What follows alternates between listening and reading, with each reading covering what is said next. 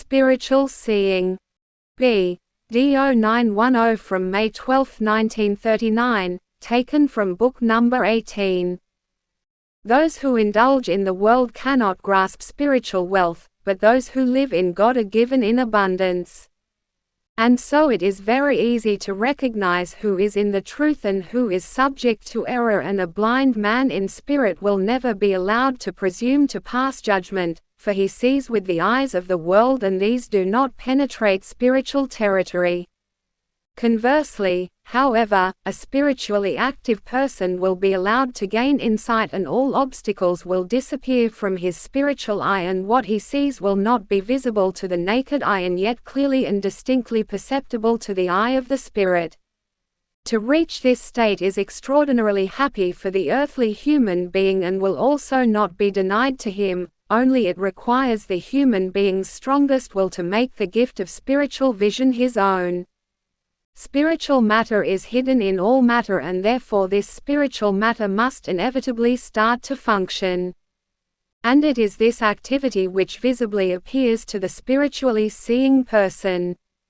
It is like a constant use of spiritual strength. It is a regular exchange of inflowing and outgoing strength, and thus a constant pulsation of the elemental strength guided by God through all works of creation, to which every being as well as every work of creation contributes through itself.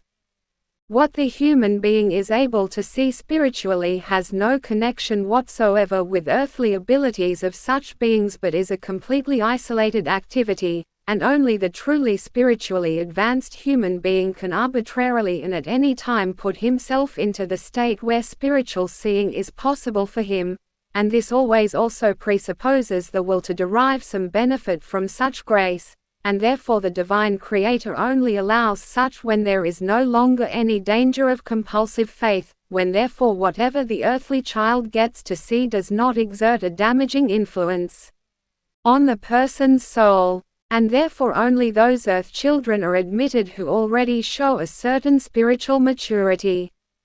That is, the viewer must be able to reproduce what he sees with an alert mind, and also be able to fully grasp for himself what purpose all activity is based on, so that he, purely earthly seen, will himself be spurred on to the utmost by this everlasting activity in order to in turn give the spiritual in himself every opportunity to develop.